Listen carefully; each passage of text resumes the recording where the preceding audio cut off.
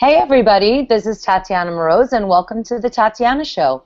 Tonight we have a very special guest, my good friend and the founder of Liberty.me, where we're broadcasting from, Jeffrey Tucker. Jeffrey, thank you for joining me today. Hey Tatiana, it's really fun to see you. Everything going well for you? Very well, thank you. And I'm happy to have you back. You were on the inaugural episode of Tatiana Show, and it was a lot of fun. We talked not so much about serious stuff, but I think it was a really nice, smooth, kind of fun way to start off the show. So thank you for coming back again. Oh, sure. Well, these are exciting times, so I'm glad to kind of reconnect with you on all the cool stuff that's going on right now. I agree. So people may not know this, but I credit you as, I bought my first Bitcoins from Tony Galippi, and him and Steven were trying to convince me about Bitcoin, but I didn't really understand where I should care. But I credit you with giving me a reason to think about Bitcoin in a totally different way. So you really inspired me. And I always tell the story that when I first really got it, it was when I came to the cryptocurrency convention in Atlanta. And that was my foray into Bitcoin, where I finally realized how awesome it was. Well, so Tatiana, that conference was October 5th, 2013. That's right. And I had discovered Bitcoin in something like, well, I had known about it for a couple of years, essentially. But it was, I think, January or February of that year that I had become an owner, which I think is really the thing that you have to do in order to really get it. Most of the people I know who don't understand it or don't are skeptics of it or whatever, typically it's because they don't own it, they don't use it. Once you own it and use it, everything changes. So I found myself a little bit frustrated because I fell in love with this technology, and come June or July, I had already written probably a dozen articles on the topic and been amazed at the number of sort of in a way, the ceiling had fallen in on me. Like so many of my old friends said, "Oh, you've fallen for a Ponzi scheme. This is a hoax. How can you push this thing?" And I was subjected to like Twitter war, insults. And there's one blogger out there, who like blogged, 40 blogs against me or whatever. And I was feeling weirdly embattled. Like I didn't understand, like, it was one thing to be a skeptic, but another thing to express such vituperative anger against a person because I was curious about the topic and excited about this innovation. So part of the reason I put together that conference, well, I was frustrated that there wasn't really a conference out there that was giving an in-depth intellectual exploration of Bitcoin. There was this industry conferences, but no real intellectual conferences. So I thought, well, look, you can't just, curse the darkness. You should do what you can to sort of fix the world. So I actually backed that conference, that cryptocurrency conference in Atlanta, just personally. I made up this thing called the cryptocurrency conference and just held it. And I think at the time when I decided to do it, I think Bitcoin was something like $30, right? So it was. But the conference was an enormous success, and I had all sorts of people I brought in to give talks on the essence of, on the theoretical and practical problems associated with Bitcoin. And I was real proud of that conference because it was one of the first conferences in the U.S. I think it might have been the first conference in the U.S. that wasn't a Bitcoin Foundation conference, sponsored conference. Mm-hmm. And then it was after that point that the thing just went wild, right? So it like went up and up and up and then down and then up, and it was just hysteria all around. And then I didn't hold it again, and the reason is that there's so many Bitcoin conferences that followed it, and I felt like I'd sort of done what I wanted to do, which was sort of engage serious economists and technicians and everything in this topic. But it's interesting to hear you say that was the event that did it for you, because Tatiana, there were, I think, I don't know how many people do we have at that event, a couple of hundred or something like that, right? Which was a nice turnout, really. But so many people who came to that event said that was what did it. That they didn't know anything about Bitcoin, and that was the conference that did it. It wasn't just about learning about Bitcoin. It was the is the hope that Bitcoin inspired, that we can improve the world through our own initiative, that libertarians have something to do in the world besides just completely bemoan our current plight and curse, the government. That there's actual hope out there, and that I was think exactly what I responded to, was that I had been going to all these different liberty conferences, and it was after Ron Paul lost, and everybody was just depressed and sort of, they didn't really have a sense of purpose. And I didn't really understand a lot of the things that they were talking about at the conference, but what I did understand was that feeling of hope, because I had recognized it, and that's what was so intoxicating about the Ron Paul movement, was that feeling of, oh my gosh, we're going to save the world, we're going to do it all together now. And this was such a more realistic approach to doing it, and it was also in line with that libertarian spirit of creation and going around the system, not even needing the system's permission in order to do something. So it was really great from that perspective for me. Well, and two, I mean, I have to tell you that it was a big professional risk for me, actually, a greater risk than I knew at the time, because I genuinely got curious about it. So what happened to me was, like, back in, like, 2011, I was the editor of a big economics website, and I started getting articles in about Bitcoin, and I had to read them and try to decide whether to run them, and I declined to do it because I couldn't understand the technology. One thing editors don't do is run articles they don't understand, right? So I had heard about it, but I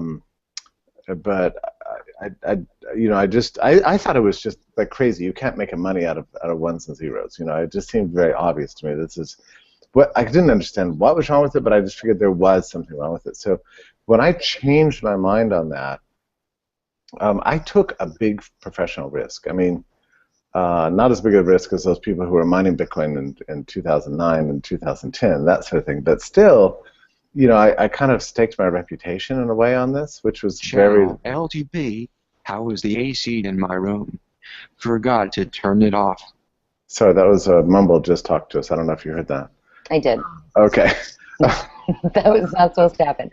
But I was really nervous in retrospect. I thought, my God, what, who knew that this thing would be so controversial? I really had no idea. I thought it was just kind of an interesting topic. But for a lot of people, it was like, okay, now we're going to find out whether or not Jeffrey Tucker is, thrown himself into a massive scam or is a serious person. I was like being judged, which is a weird feeling, because I never really set out to do that. The other thing that people got really confused about is that I was at the time working for a company, Laissez-Faire Books, and I still am, actually. I still do writing for them all the time, and in fact, I wrote something today for Laissez-Faire, but they're affiliated with Agora Financial, which gives a lot of financial advice, and people thought I was just like giving an investment recommendation.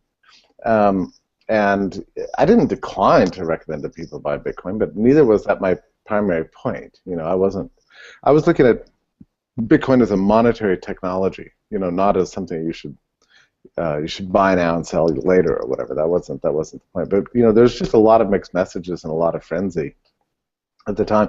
So I guess the reason I'm telling this history, Tatiana, not just because you brought it up, it's just that here we are now in the summer of 2015, and Bitcoin has weathered so many storms again and again and again. People had predicted the value was going to go to zero, that it was never going to go anywhere, that it couldn't be what it promised to be, that everybody's money would be stolen, that there was all a big scam, and so on and so on. But after everything, here we are in 2015, and this thing is now running, what, $277 or whatever it is, which is extraordinary in a way. I would be amazed enough if a Bitcoin cost $1, because if it's just $1, that's sort of proof that it's a proof of concept, really, essentially. But for it to be for a protocol, what is essentially a numeraire, a non-existent ledger. I mean, Bitcoins don't actually exist physically. I mean, you can print them out or something, but but basically, the thing is completely digital. For that to become a kind of a global currency the way it is now, and a safe haven. And think about it, Tatiana. I mean, over the last 3 weeks, we've seen two great crises in the world. The second largest economy, or maybe the first largest economy in the world, China, is undergoing, massive stock market crash, a big correction in their capital markets. There's a real fear that China's experiencing in 2008 right now. At the same time as the euro seems to be falling apart, with Greek leading the way on this bankruptcy and preparing essentially to leave the European Union, threatening the entire basis of European economic stability and all the rest of it. And it's not gold that is winning from this struggle. I mean, gold is actually lower today than it was 30 days ago. It's Bitcoin, and not just Bitcoin, but 8 different cryptocurrencies, including, of all things, Litecoin and Darkcoin, but also Dogecoin, right? So you could see the world has dramatically changed. I mean, 6,000 years in which gold was the safe haven against the monetary debauchery. Now its value is pretty clearly just entirely industrial and not monetary. And all the safe haven energy and the love of something other than trust in governments is being absorbed by cryptocurrency. I mean, wow, I mean, I wrote an article today calling Bitcoin the little engine that could, or the little crypto that could. It's really like that. Just a sneaky little tiny currency. We don't even know the name of the person who invented it. Put out on a free forum, went for 10 months with zero value, trashed and put upon by every big shot in the world, intellectual, investment advisors, central banks, senators, politicians, bureaucrats, trashed by every, top pundit in the world. Some of its leading progenitors, jailed and beaten.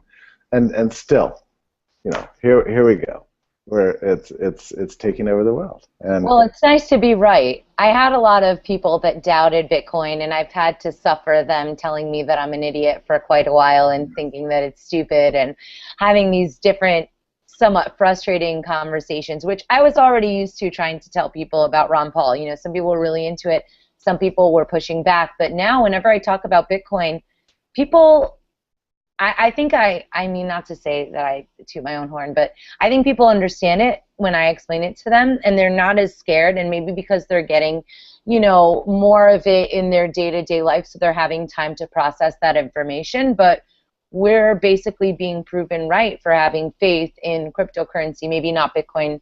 Maybe they'll end up being something else that will take the lead. But for now, Bitcoin is serving a very valuable purpose. It's really exciting. Well, I mean, it's a delight for me. I know exactly what you mean, the sense of it's nice to be right every once in a while, right? Absolutely. I remember, I think it was maybe it's in the winter of 2013, I was on there's several thousand people were gathered at a big convention, I forget now where it was, Nashville or something like that, for the Certified Financial Planners Association of America or something like that. Mm-hmm. And I had been invited in to be the person who was on stage interviewing, of all people, one of the world's greatest investors, Jim Rogers, Mm-hmm. And they let me just ask him a series of questions. That was the show for the night. I was interviewing Jim Rogers, and I just couldn't resist it. I said, Jim, what's your opinion about the prospects for Bitcoin? And he exploded into a kind of like a rage, I mean, it was amazing. I mean, he was just like, basically, I mean, he didn't say this, but it was his attitude and his tone of his answer was like, how dare you ask me such an idiotic question? This thing is a joke. It's laughable. It doesn't even deserve to be discussed in polite company at all. You've ruined this entire night by this cranky, stupid thing that you brought up, and if you ever expect me to speak to you again, I'd like you to shut up now on that. I mean, that was basically his answer. People get inspired with rage with Bitcoin. Like, they really like to hate it and say it's so stupid, and now they look like idiots. I love it. I know, right? And I was embarrassed, right? I kind of turned white, and I was like, oh, sorry, I ruined the night, my dumb question, But that was his attitude, It was just like, look, I thought you were a serious guy, and this is a serious evening, and here you are, daring to utter the words Bitcoin. I mean, I don't know. It was like I brought up the worst possible topic. I mean, and he made me pay a price for this publicly. I mean, it was. And then really afterwards, people were like, I just can't believe you even asked that question. That's really disgusting. So.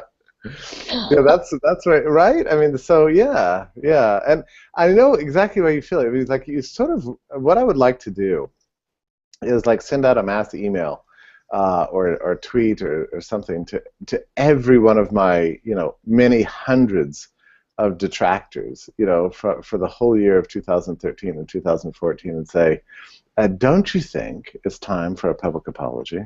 Oh my gosh, I would love to see that. I know, right? But I like that idea.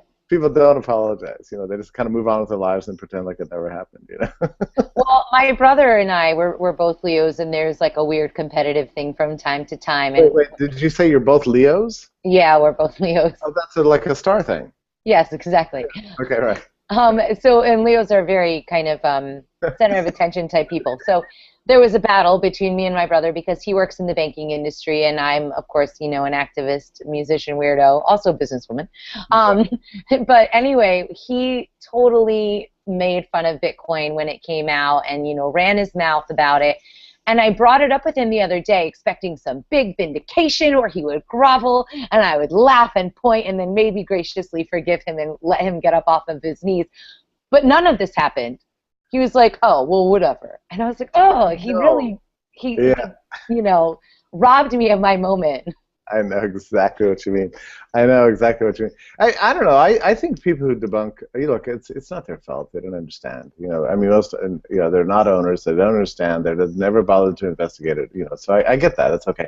But still, it's just as embarrassing as if a person said, who needs internal combustion? My horses, plow my land just fine. I don't need electricity. There's nothing wrong with my whale oil lamps here. Mankind doesn't need to fly. The ground is perfectly fine for us, and so on. I mean, there's always people who are denouncing the new technology and putting it down and saying we don't need it. I mean, look, I was one of those. I thought email was ridiculous. I didn't think I needed email. When it first came out, I thought, well, that's never going to go anywhere. So, yeah, that's how I felt about laptop computers. My father, he tried to buy me one. And I was so mad. I thought it was such a horrible present. I'd rather go to Mexico or something interesting. And instead he wanted to buy me a laptop. And I never even ended up getting it. We got into a huge fight. So what was your rationale? It's like, what do I need that for? I mean, why can't I just go to the computer at the school? Why would I want to do that from home? That sounds so horrible. And now all I do is spend so much time on my laptop. Isn't it so great? I think there's a lesson here, and it's something like we need to stay humble, right? We need to stay humble. We don't know everything. The second thing is we need to be willing to be surprised, by the latest turns. And another thing is that that when you crowdsource the technology, the results can be different than what you initially rationalistically think. I mean, there's certain lessons for our attitude towards life we should take, and I think it's important for like libertarians. There's some libertarians out there that think that, well, everything's already sewn up. The government owns everything. There's no hope for the future. Whatever. That's ridiculous. I mean, you look at like. I feel that somewhat that way sometimes. You kind of do, and Tatiana, I think the reason you do is that you invested too much hope in politics, whereas I was never on board with that whole political thing. I always knew it was going to be a long struggle. So you and I have had this discussion before. I became cynical about politics a lot earlier than you did. So. Yes, I was a hopeful, bounding puppy, thinking that we were all going to win and the world would turn into roses and cheesecake, and here we are. When it didn't happen, you were just like floating alone and despairing and whatever. Yeah. Well, yeah. Sometimes I feel a sense of despair for mankind because it can be overwhelming. But I think that I actually draw a lot of inspiration from you because you're always so cheery and you've been doing it longer than I have, and yet you always have a very positive attitude. So it's very uplifting and it's a good thing for the community in general. Well, I just hope is so important. I think it's also empirically justified. One of the really delightful things about history is that the people who wield power can make a lot of trouble. They can kill a lot of people. They can destroy a lot of prosperity. But in the end, you know, people don't like to live in cages. They eventually die. They eventually go away.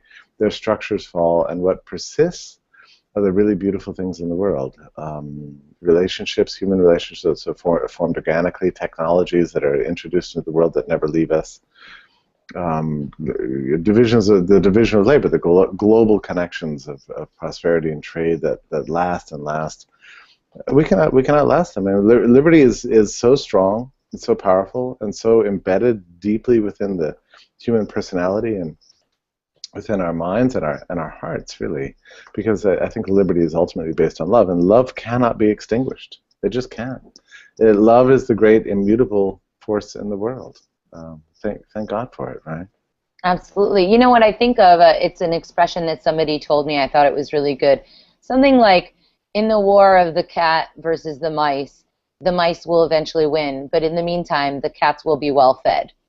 So I think that that's what we're dealing with a little bit, and that can be a little discouraging sometimes. But I was thinking speaking of cats, you know, I mean, I'm sure there's probably not a day that goes by where you don't think about the ascendancy of Ross, you know, which is, as far as I can tell, has been denounced by every respectable voice, you know, from coast to coast. I mean, the ascendancy of Ross Ulbricht was one of the great human rights outrages of my life.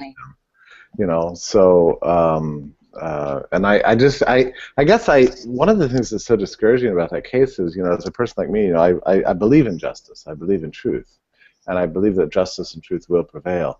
But this case just seems so grim, you know, that one person could exercise such a appalling a power over another person in this world. Just seems so wrong. It seems like there ought to be some way that it could be reversed. And I'm not sure I see what that way is, really, but we just still have to have hope and believe, you know. Well, that's kind of what my song set out to say, is to give people sort of a message of hope and of love. There were a lot of different ways that I could have approached writing a song about the Silk Road, and some people have said, oh, well, it's kind of a slow song. But it's a very devastating thing that happened. It's a very sad thing. It's not something that we should be cheering. But throughout the song, that is the message of love and hope. And there's even, you know, certain lines specifically referencing kind of what you said. And, you know, I get very upset when things are unjust, and I took the sentencing very hard, of course, like most of us did. But I've been corresponding with Ross over letters, and one of the things that really strikes me about him is his unbelievable positive outlook on everything. I mean, he's in prison and he's eating healthy, he's working out, he's using his time in a positive way. He's helping GED students get their GED, he's teaching yoga, he's doing all these different things. And in his letter he wrote me, he said, you know, don't despair about what happened to me or anything that's happened with your voice or anything at all, because as long as we're alive, there is hope. And to me, seeing, you know, what happened to him, it's very difficult to see that ray of light. But if he, as the person to whom this is happening, can feel that way, then I think the rest of us can draw strength. And it's, and I think that there have been a lot of positive things that have come of it. For example, raising attention to the drug war, the prison population, and the prison industrial complex. What is the objective of the government when they say that they have a war on drugs? Because if the Silk Road made the drug industry safer and they care about the people being safer, then they should look at it a little bit more seriously instead of being so dismissive. And it also showed just how ruthless the power structure is to squash dissent and entrepreneurship and anything outside of the system, because they just want a piece of the action, basically, as far as I can tell. They want to get money off of it. They want to keep everybody in control. And if you think about why people use drugs, they use drugs and alcohol and, you know, compulsive working out, compulsive eating, all these things, because they're responding as human beings to difficulty around them. And when people have something really painful happening to them or something that they're upset about, they try and escape that. So to say that you're going to have a war on drugs is ridiculous, because people will always have something that they're sad about that they're going to want to escape. So it would be much more useful to teach people how to deal with their issues in a more productive way. Whereas what we're doing now is just, oh, you're a person with problems, let's lock you up in jail, throw away the key, put you in with a lot of other drug addicts, and have you work for 10 cents an hour while we make a profit off of your labor. I mean, it's slavery. It's really, really revolting. And it's something that I've learned to pay more attention to, and I've gained a greater understanding for that. And I'm very grateful for that. So, Tatiana, I mean, this is, I'm glad you brought this up, because I think about you, as a musician and an artist, and a businesswoman, and a person, called to something spectacular, to somebody who's called to do something wonderful for humanity. I've always believed that about you, and you look at the narrative of your life over the last 5 years or something, and it all seems to be pointing to something that you have a special passion for, that you can do, that's especially beautiful, like a kind of a light that you can bring to the world, that without which will be in darkness and unenlightened. And sometimes I think about this prison issue, and I see the passion you have for it, particularly with the Ross Ulbricht case, but all similar cases. And it makes me wonder. I think about your future, and I wonder if you're the person who within the Liberty space is going to be the one to bring a new consciousness about the prison population and about alternatives to prison, and that you could really make a difference in this world. Something tells me that it seems like everything is kind of pointing in this direction for you. Well, I would agree with that. I've always felt a very strong sense of wanting to do something impactful and using my gift, not just to have everybody look at me and say, oh, you're a great singer or something. Like, I see there being a purpose to it. And what I've been thinking about doing is, and I need to look into it because I only had this idea a couple weeks ago, but I want to play in prisons, because even when I was little and I would watch people on TV and you see these horrible criminals, I always feel some sort of sense of what drove this person to that. Now, I know that there's psychopaths and there's sociopaths with no conscience, so we, put them aside. But I think a lot of people that end up doing quote-unquote bad things, there's a reason why they got there. And if I can show them some compassion, even if nobody else knows about it, I feel like I've done a great service to mankind overall. And I think that that's very rewarding. And if I can parlay that experience, for example, if I can go and do my own Folsom Prison, just like Johnny Cash, then I think that that would be a really great narrative, and that would be a really great way to teach people about what's going on there. And I don't think I'm so threatening to people, so they might be willing to listen. It's just a couple of comments about that. One is that as far as I can tell, the least influential figure in the history of humanity is Jesus. Because the least influential, that's an unusual statement. Well, I say it's only because apparently nobody pays any attention to his teachings at all.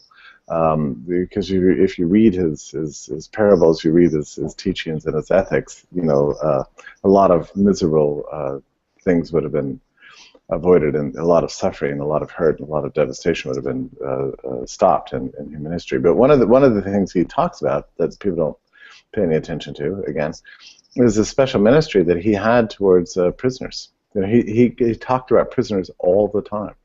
That they apparently because they need special love and attention and care, and the society tends to forget about people once they go into prison. They're like, well, they screwed up. They're a done deal. They're out of my hair. There's nothing we can do. They're in prison, and it's nonsense, because they're human beings like everybody else. It's just that they've had their souls and their humanity stolen from them by powerful people. So particularly holy, pious, super moral, dedicated people should do whatever they can to pay special attention to the prison population. So that's one thing. The second thing I wanted to tell you is that, back when I used to conduct a lot of clinics around the country on Gregorian chant, because I'm pretty good at reading Gregorian chant and teaching it, and I have a special love for it, right? So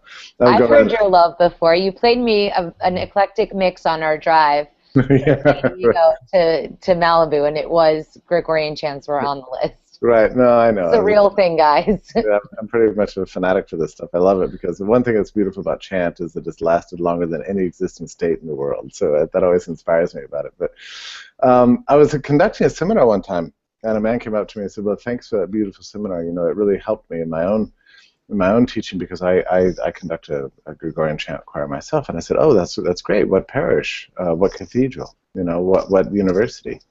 He said, "Oh, none of those. Actually, I conduct a Gregorian chant at the federal prison for the death row inmates there.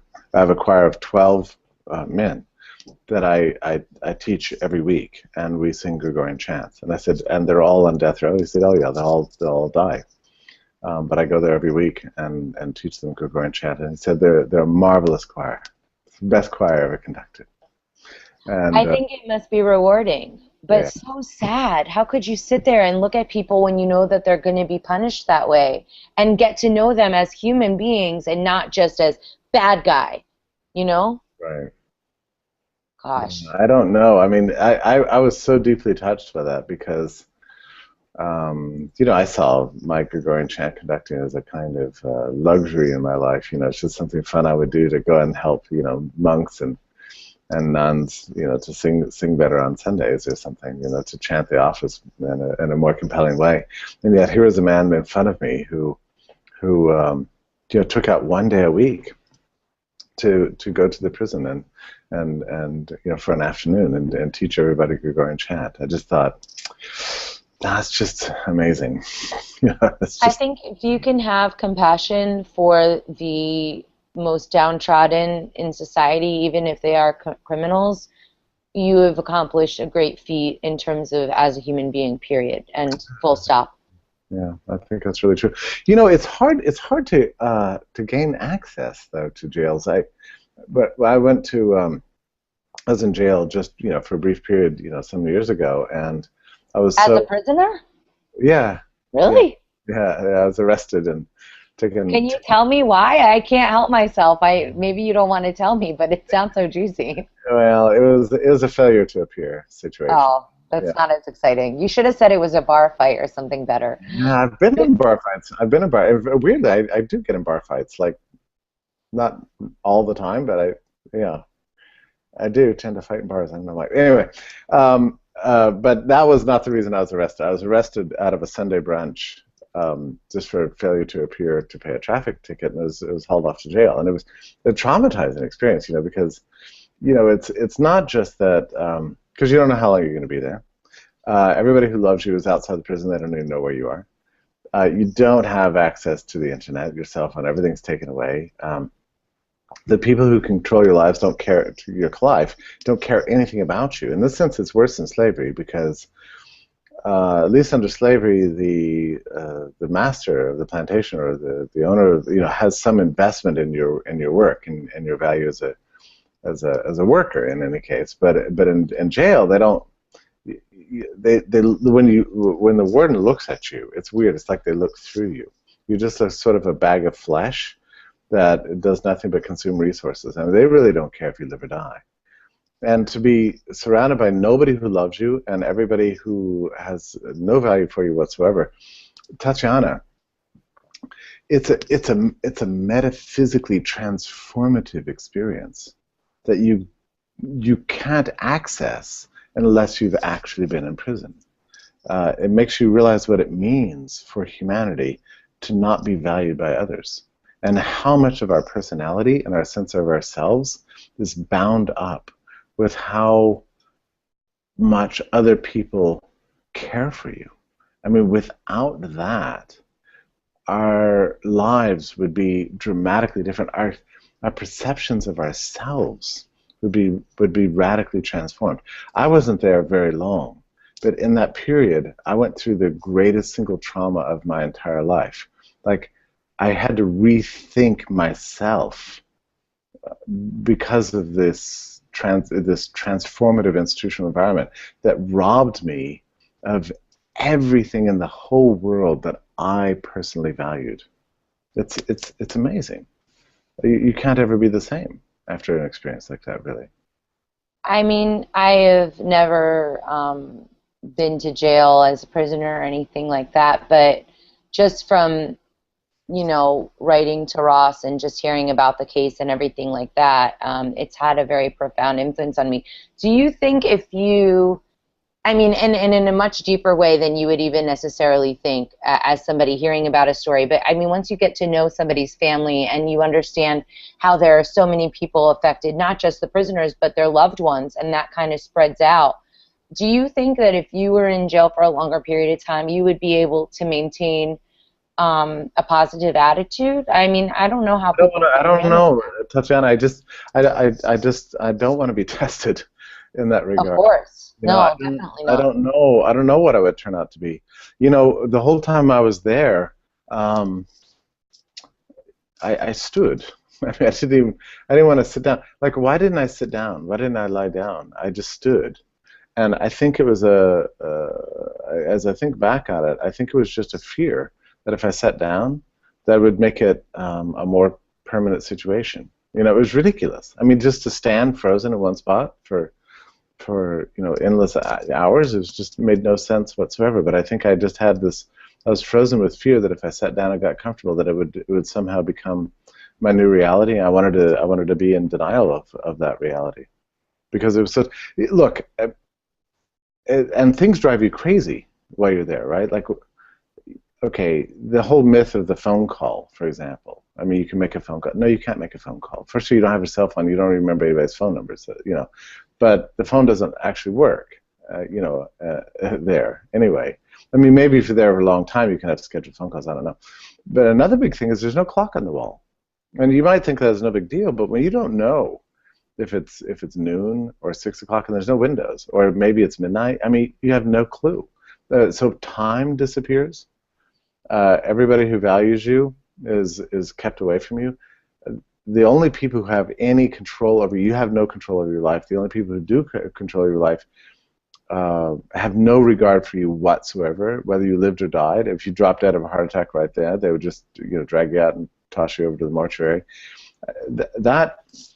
That whole reality, the absence of time, the absence of contact, the absence of the utter and complete absence of love, is amazing. And what you resort to ultimately is you're desperate for some kind of relationships with your fellow inmates, essentially.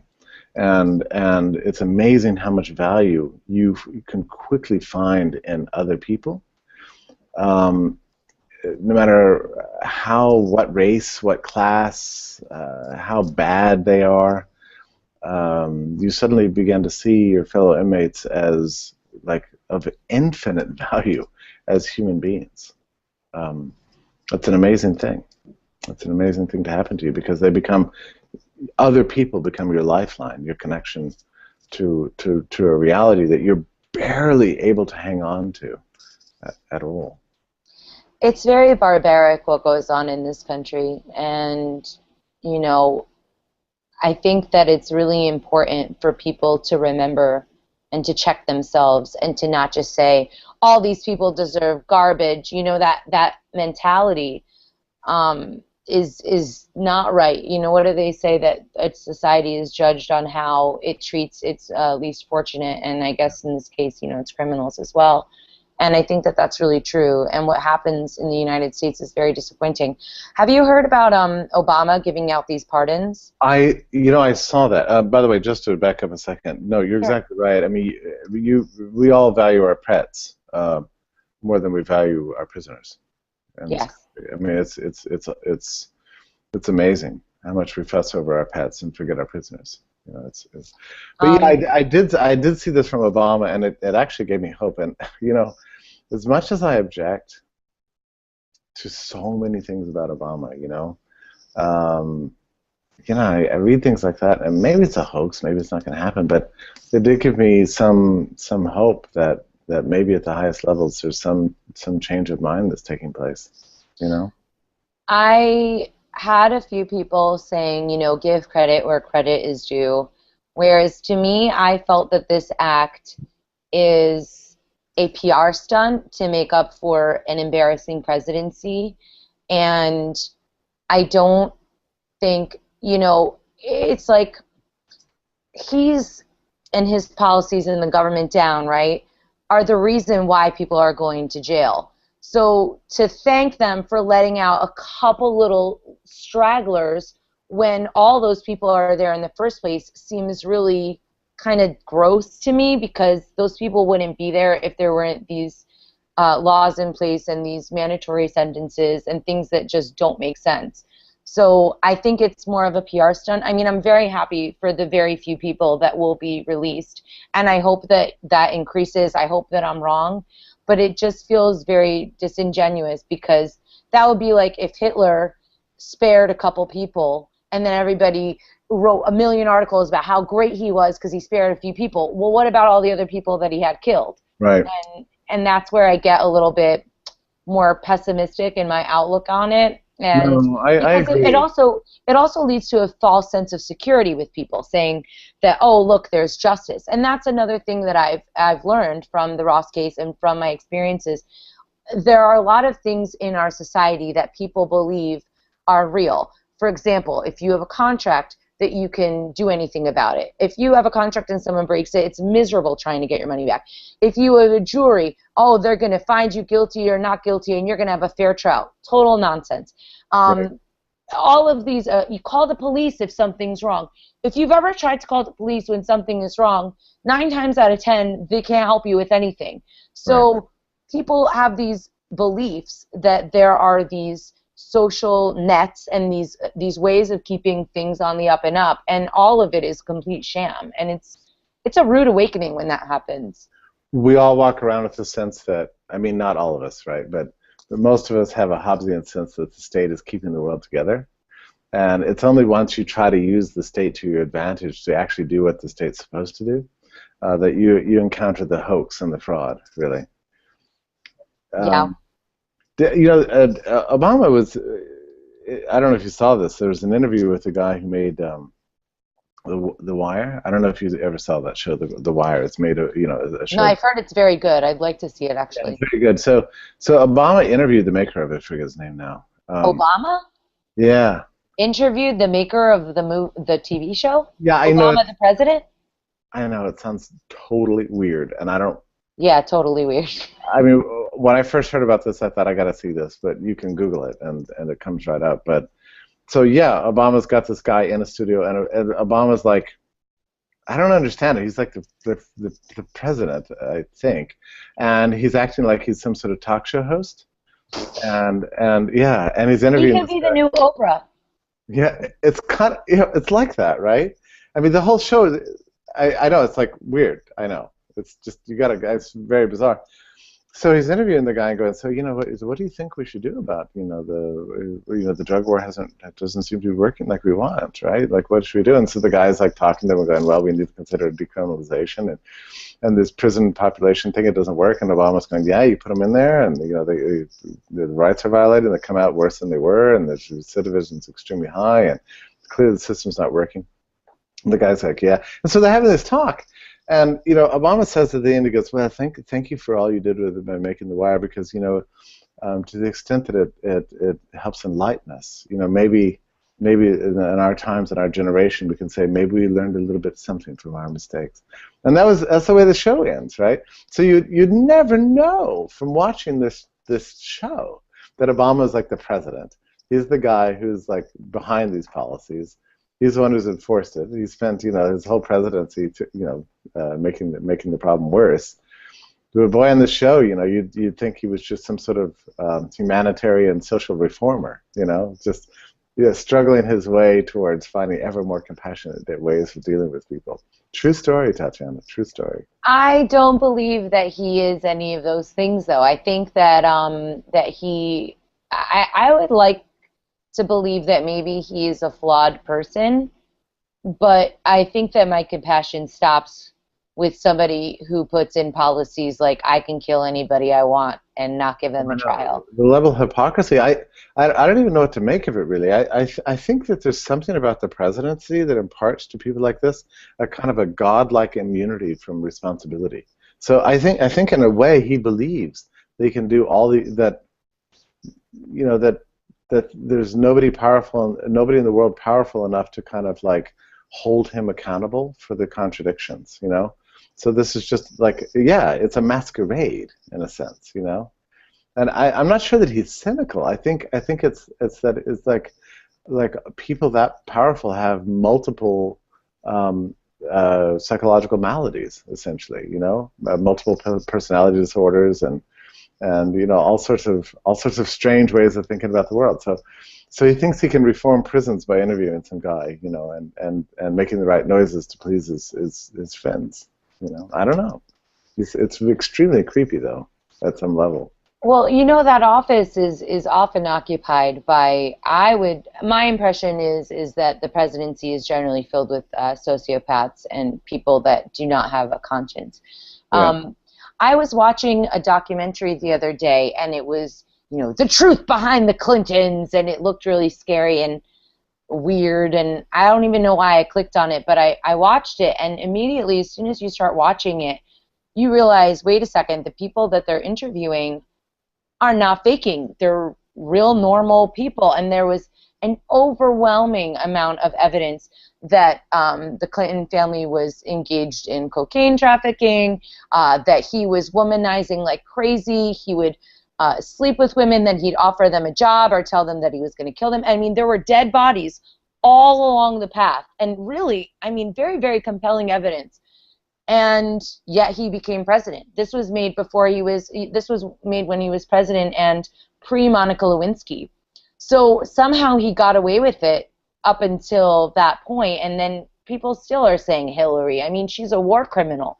So it's such a weird, convoluted bag of tricks and manipulated emotions, false nationalism, and lies, blackmail. It's a very dirty institution. Well, yeah, and you raise a very interesting point about the possibility that a higher office like that is sort of paved with blood. We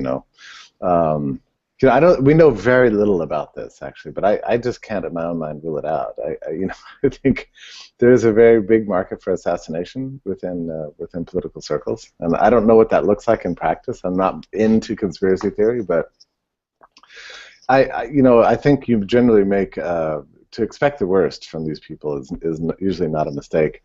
But what? One thing that's really interesting to me about the current political moments, and I'm not really interested in politics as such, but I am encouraged about the influence of Rand Paul, senator to senator, in actually drawing attention to the police state, surveillance state, and the problem of the prison population.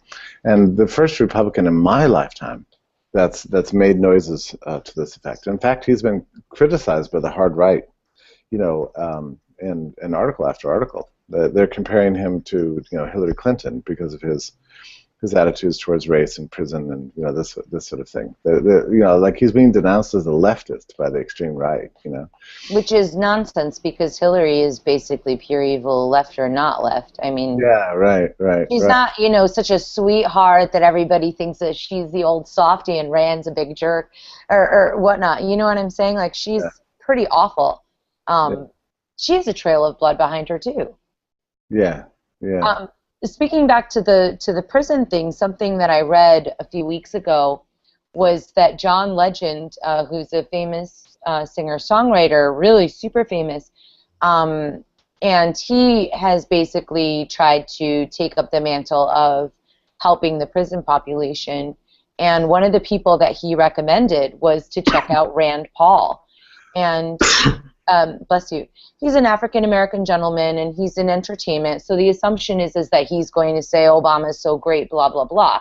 Now, I don't know how he feels about Obama, but for him to suggest that people go and check out Rand Paul, I thought that was really just it gave me a lot of hope, and I think that it was really cool to see a musical artist actually standing up for something of value, which was always what inspired me to do music. That's why I wanted to do music, because you could change the world, you can raise attention to important issues. Artists can speak the truth where others cannot, and I'm happy that he's using his voice in that way. That's really exciting. That's really tremendous. I'm pleased to hear that, and I hope you'll add your voice to this. When's your next album coming out, by the way? My next album is actually quite an exciting topic in my mind. It's all mixed. Now I just have to master it, and we have Tatiana Coin, which is the way that I funded my album, and you know, we created it a year ago. I did it with Adam from Let's Talk Bitcoin, and Adam basically helped me from the very beginning. We created it together. We made it on Counterparty, but it was very difficult to use it. So now Adam has a company called Tokenly, where it basically built me a little machine for my website. So you could go onto my website, you could buy Tatiana Coin with Bitcoin, with XCP, with a few other currencies like LTB Coin. They have their own network coin. And then the other thing that you can do is you can redeem Tatiana Coin tokens for music. So what I want to do right now is write a series of articles and reflections on how I think the music industry can be influenced by Bitcoin, and then basically evangelize the artist coin concept and kind of go on the road. So I'm tying all of those activities of using the musical experience to educate people about crypto, and I'm trying to wrap the marketing around that. So it's not just another artist putting out another album. I have some label interests, and I have some different things I'm going to experiment with, but I really look at it as a platform to talk about cryptocurrency. And then, you know, on the album I have the only song that I've released so far is the Silk Road song. Mm-hmm. And so it allows me to talk about crypto. It allows me to talk about Ross. It allows me to talk about, there's a song called Call You Out, where I'm talking about how the courts are ineffective and so are the police. So what do? We have to, you know, turn to each other, which is an underlying message of the connection that people can have with peer-to-peer. So I think that there's a lot of cool teaching moments, and I'm really excited. I did a song for you, the Skyline Pigeon cover, so that's going to be really good. Did you know that I sang that a cappella at Porkfest? Oh, how lovely. I was up in the microphone about 5 minutes earlier than I needed to be to give my speech. So I just started, turn me loose from your hand, let me fly to distant lands. And I just love, you know, I love the song so much. So it's the first song that occurs to me when I'm in front of a microphone. Even That's more funny. than any. If I had been there, I could have accompanied you. Oh, I could have sang a duet with you or something. I know harmonies just like that, so it would be fun. Yeah. Well, you and I have had a lot of gigs together, actually. If you think about it, we had that wonderful wedding, the blockchain wedding. Oh, I forgot about that. Yeah, I was the first blockchain wedding singer, and you were the first, I don't know, officiator over the blockchain. All this is true. Yeah, that was a great moment. That was so much fun. When am I going to see you again? Are you going to come to the LA Bitcoin conference? No. Are you going to be at Freedom Fest? No. But wait, what's the LA Bitcoin conference? It was a conference on distributed ledger technology that I've been invited to. I don't know, sometime in September, something like that. I don't know about that one. I haven't been invited to that. I'm trying to keep my travel somewhat minimized. I'm going to Chicago and Inside Bitcoins. Then I'm going to go for a wedding to DC in August. And then I'm going to the country of Georgia for Alt Convention, which actually that will be really interesting because tell me what you think about this. Generally, I am very wary of the government getting involved in anything, but the country of Georgia is part of the old Soviet Union, and it's in an area where there's a lot of developers, but there's also a lot of turmoil, and what the country has decided is that they want to make themselves a Bitcoin haven.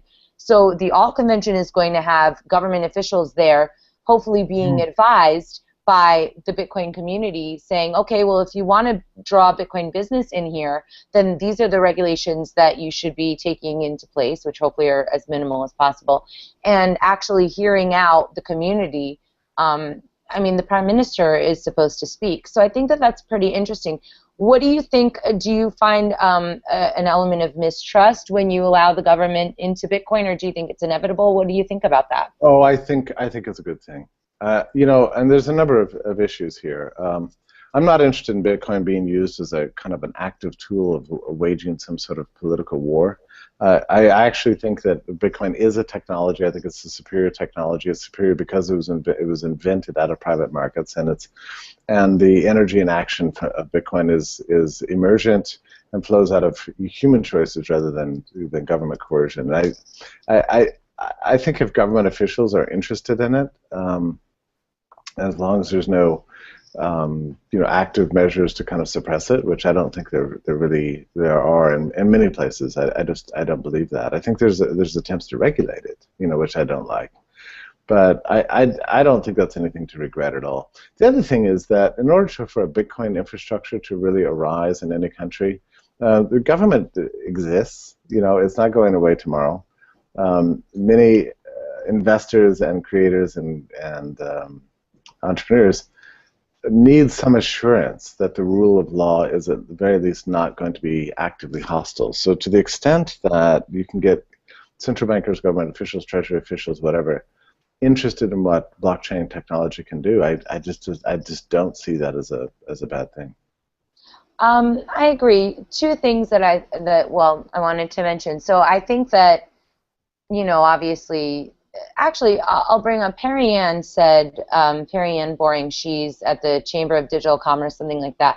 Mm-hmm. And her job is to go to the regulators and give them suggestions and take back the message of the community. And I interviewed her and I said, well, what do you think about that? She's like, well, they're going to make these regulations no matter what, so we need to make sure that we're at least part of the conversation, which I thought was very important. I think that's that, as you stated, is indisputably true. Yes, absolutely. And, you know, that's where I reconcile my anarchist side and my practical side. Sure. And then on the other side is also in Georgia. It's a country that there's so much going on in that region that can be somewhat unstable. What better way to help an area like that than by bringing in technology and by offering people jobs and giving people, you know, a reason to get up in the morning, some sort of purpose. And as their wealth grows, they can help the surrounding region and sort of show by example. And I think that, or lead by example, I think that that's something that is also extremely valuable and very inspiring. So I'm very excited to be a part of it. I wish you could come with me. Thank you so much. Yeah, no, I mean, I'm sure you're going to be amazing, especially if they let you sing. Will you be singing? Yes, I should. My allergies, I'm on a bunch of allergy shots endlessly, but I should be able to be in much better shape by October for sure. Well, I mean, if they hadn't gotten rid of DDT, you wouldn't have any allergies at all. I highly recommend it. I'll give it a shot. I'm teasing you. No, you sound better than ever. You know, your voice is more wonderful than ever. I know you've had a lot of vocal troubles, and it's caused you a lot of headaches and you know, doubts, you know, over the last year and a half or something like that. But I don't know. I think your voice is beautiful, and you're getting ever more creative. And I think more importantly than that, I think you're really finding your voice in a moral sense, you know. I'm excited about what you're going to be doing in the future. Yeah, well, I'm excited. I started the other day, I was actually able to sing on the 4th of July, and I started writing a song about, you know, I woke up on the birthday of America, and I wondered what it meant to be free, and then it kind of goes on from there, and I was pretty excited to be doing something like that, because the message of the song is going to be that this isn't an American holiday. This is a holiday celebrating an idea that is relatable to people all around the world. Freedom isn't just for the USA, it's for everybody, and I think that will be a really cool thing to drive home with the song. Yeah. All right, so we're going to wrap up because it's 10 o'clock. We've had an amazing chat. I'm really appreciative that you were able to come.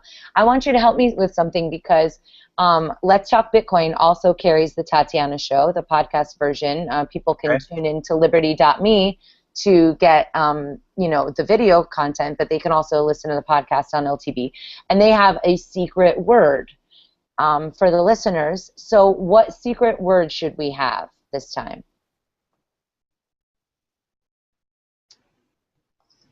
Is it just one word?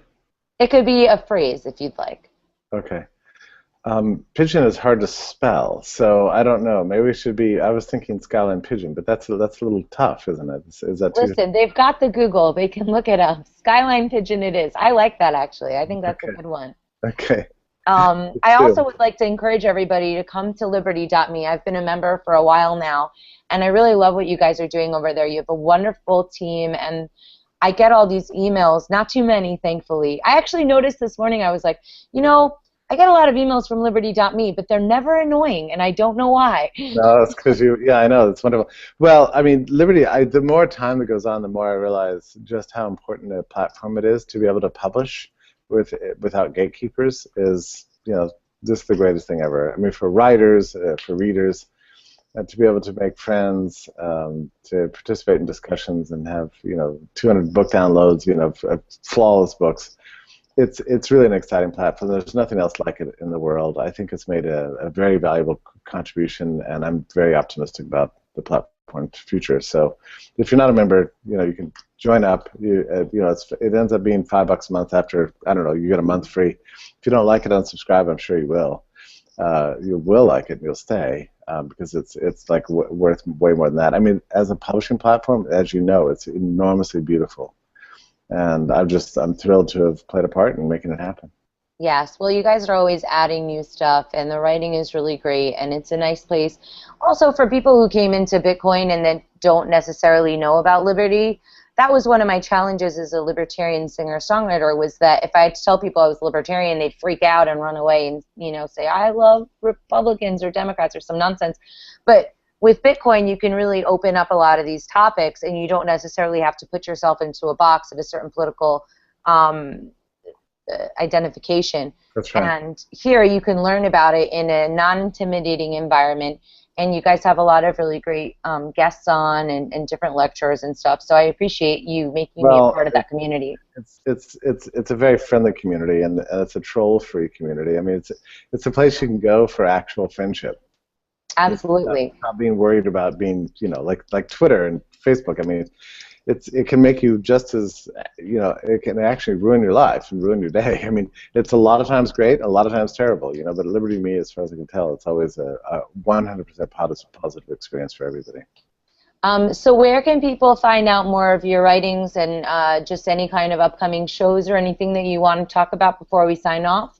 Sure. Well, you know, as you know, I write constantly for Laissez-Faire Books. I'm the director of digital development for Fee.org. I have a new piece on Fee that just went up today called "The Little Crypto That Could," and it's about the exciting rise in Bitcoin's value over the last several weeks.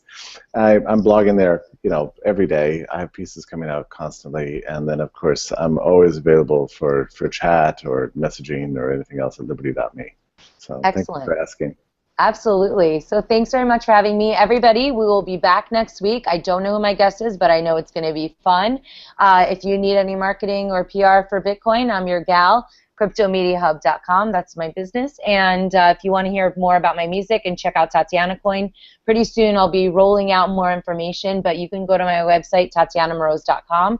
Everybody at LTB, thank you so much for listening. Everybody at Liberty.me, thanks very much for tuning in, and I'll see you next week, 9 p.m.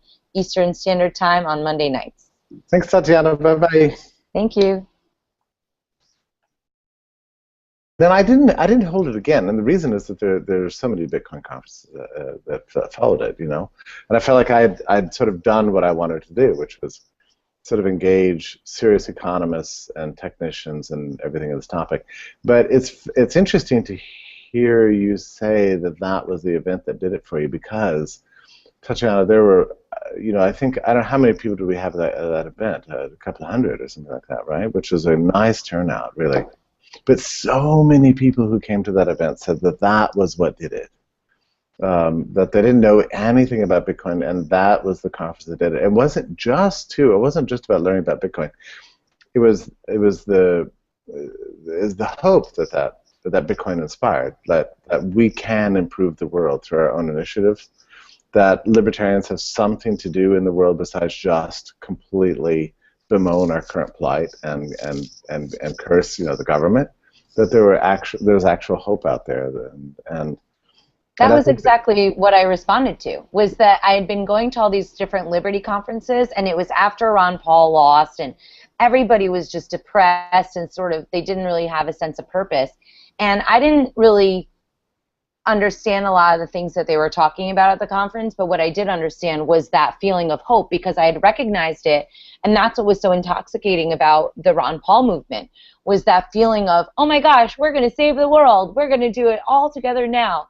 And this was such a more realistic approach to doing it, and it was also in line with that libertarian spirit of creation and going around the system, not even needing the system's permission in order to do something. So it was really great from that perspective for me. Well, and two, I mean, I have to tell you that it was a big professional risk for me, actually, a greater risk than I knew at the time, because I genuinely got curious about it. So what happened to me was, like, back in, like, 2000, I think 2011, I was the editor of a big economics website, and I started getting articles in about Bitcoin, and I had to read them and try to history, Tatiana, not just because you brought it up. It's just that, here we are now in the summer of 2015, and Bitcoin has weathered so many storms again and again and again. People had predicted the value was going to go to zero, that it was never going to go anywhere, that it couldn't be what it promised to be, that everybody's money would be stolen, that there was all a big scam, and so on and so on.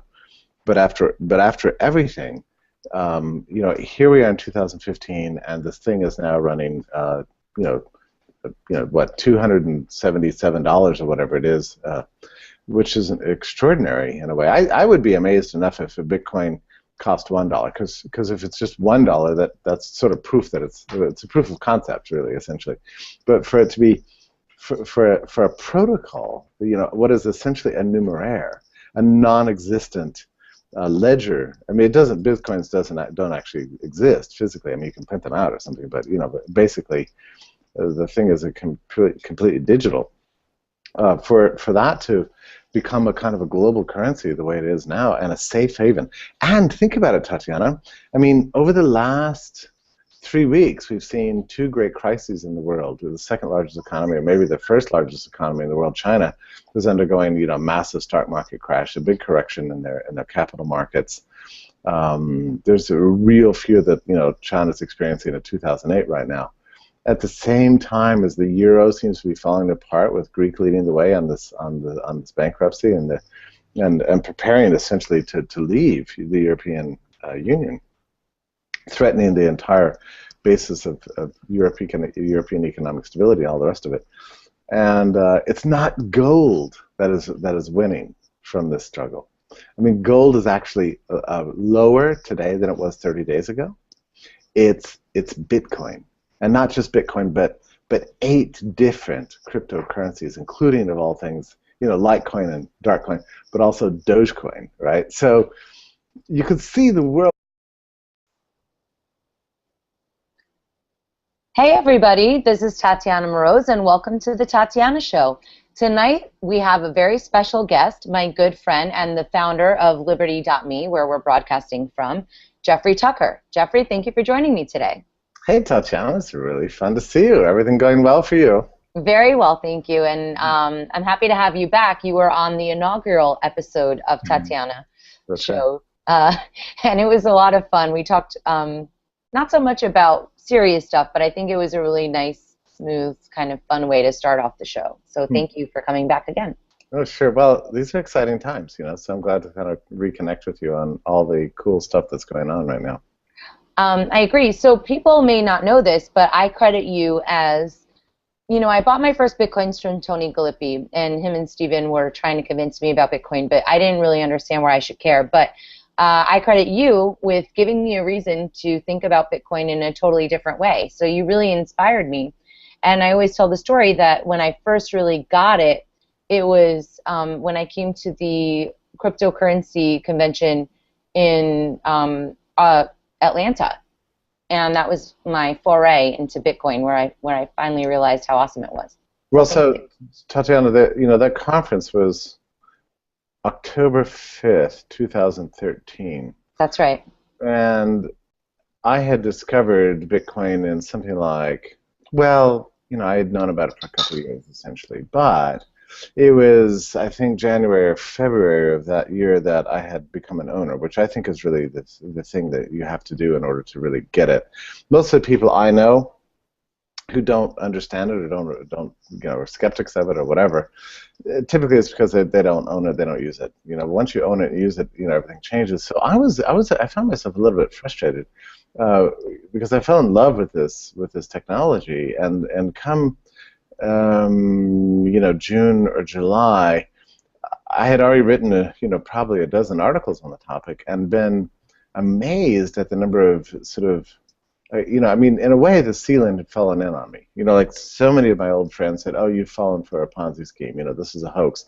How can you push this thing?" And I was subjected to like Twitter war, insults. And there's one blogger out there, who like blogged, 40 blogs against me or whatever. And I was feeling weirdly embattled. Like I didn't understand, like, it was one thing to be a skeptic, but another thing to express such vituperative anger against a person because I was curious about the topic and excited about this innovation. So part of the reason I put together that conference, well, I was frustrated that there wasn't really a conference out there that was giving an in-depth intellectual exploration of Bitcoin. There was this industry conferences, but no real intellectual conferences. So I thought, well, look, you can't just, curse the darkness. You should do what you can to sort of fix the world. So I actually backed that conference, that cryptocurrency conference in Atlanta, just personally. I made up this thing called the cryptocurrency conference and just held it. And I think at the time when I decided to do it, I think Bitcoin was something like $30, right? So it was. But the conference was an enormous success, and I had all sorts of people I brought in to give talks on the essence of, on the theoretical and practical problems associated with Bitcoin. And I was real proud of that conference because it was one of the first conferences in the U.S. I think it might have been the first conference in the U.S. that wasn't a Bitcoin Foundation conference, sponsored conference. Mm-hmm. And then it was after that point that the thing just went wild, right? I mean, so something went up and up and up and then down and then up, and it was just hysteria all around. And I decided whether to run them, and I declined to do it because I couldn't understand the technology. One thing editors don't do is run articles they don't understand, right? So I had heard about it, but I thought it was just like crazy. You can't make money out of ones and zeros. It just seemed very obvious to me. This is what I didn't understand what was wrong with it, but I just figured there was something wrong with it. So when I changed my mind on that, I took a big professional risk. I mean, not as big a risk as those people who were mining Bitcoin in 2009 and 2010, that sort of thing, but still. I kind of staked my reputation in a way on this, which was very... LTP, how is the AC in my room? Forgot to turn it off. Sorry, that was Mumble just talked to us. I don't know if you heard that. I did. Okay. That was not supposed to happen. But I was really nervous in retrospect. I thought, my God, what, who knew that this thing would be so controversial? I really had no idea. I thought it was just kind of an interesting topic, But for a lot of people, it was like, okay, now we're going to find out whether or not Jeffrey Tucker is, throwing himself into a massive scam or is a serious person. I was like being judged, which is a weird feeling because I never really set out to do that. The other thing that people got really confused about is that I was at the time working for a company, Laissez-Faire Books, and I still am actually. I still do writing for them all the time, and in fact, I wrote something today for Laissez-Faire. But they're affiliated with Agora Financial, which gives a lot of financial advice, and people thought I was just like giving an investment recommendation. And I didn't decline to recommend to people buy Bitcoin, but neither was that my primary point. I was looking at Bitcoin as a monetary technology, not as something you should buy now and sell later or whatever. That wasn't the point. But there's just a lot of mixed messages and a lot of frenzy at the time. So I guess the reason I'm telling this